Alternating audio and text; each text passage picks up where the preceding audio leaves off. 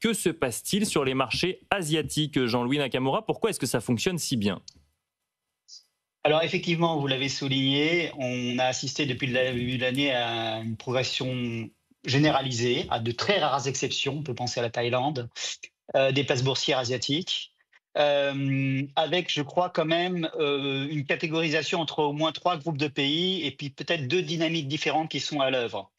On a des marchés, sans doute représentatifs des économies les plus intégrées au commerce mondial, comme évidemment, Taïwan, la Corée, mais le Japon, vous l'avez évoqué juste avant.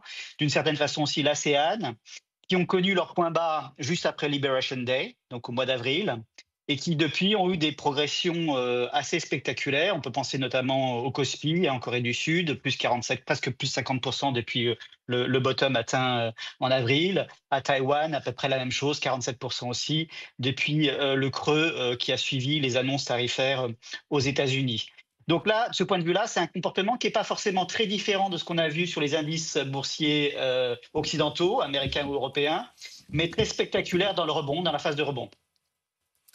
Le deuxième groupe de pays est radicalement différent. Il s'agit de la Chine et des places marquées chinoises, qu'elles soient onshore, Shanghai et Shenzhen, le CSI 300, vous l'avez évoqué, ou les actions chinoises cotées à Hong Kong.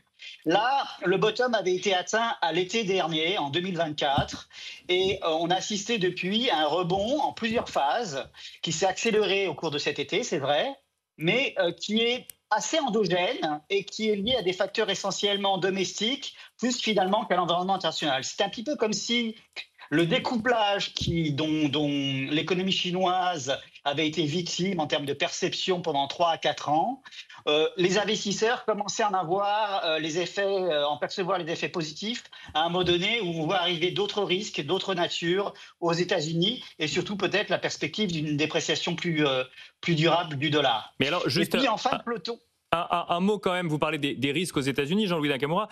Les marchés financiers suivent de près, avec plus ou moins de réactions, effectivement, selon les annonces, mais les droits de douane du gouvernement américain et notamment du président américain, ceux-ci visent notamment la Chine et on se rend compte que finalement, ça n'a pas tant d'incidence que ça sur les marchés ou sur l'économie chinoise, Jean-Louis Nakamura.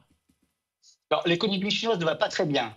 Mais pour l'instant, ce qui va le mieux dans l'économie chinoise, ce sont les exportations. Et c'est le paradoxe de la situation.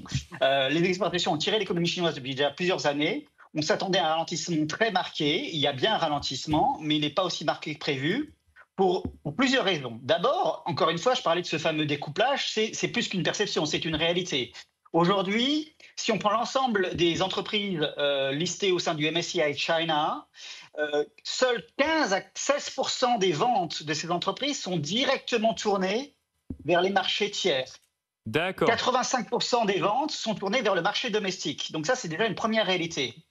La deuxième réalité, c'est que la Chine a eu le temps ces dernières années, et elle l'a fait encore plus depuis le début de cette année suite aux annonces tarifaires, de réorienter une partie significative de ses exportations, non plus vers les pays développés, en particulier les États-Unis, mais vers les autres économies émergentes, et notamment l'ASEAN.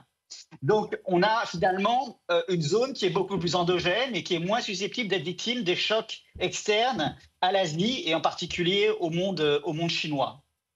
Et puis, il y a des facteurs de politique interne à la Chine qui sont venus finalement renverser un petit peu partiellement la perception très négative qu'on pouvait en avoir jusqu'à l'automne de l'année 2024.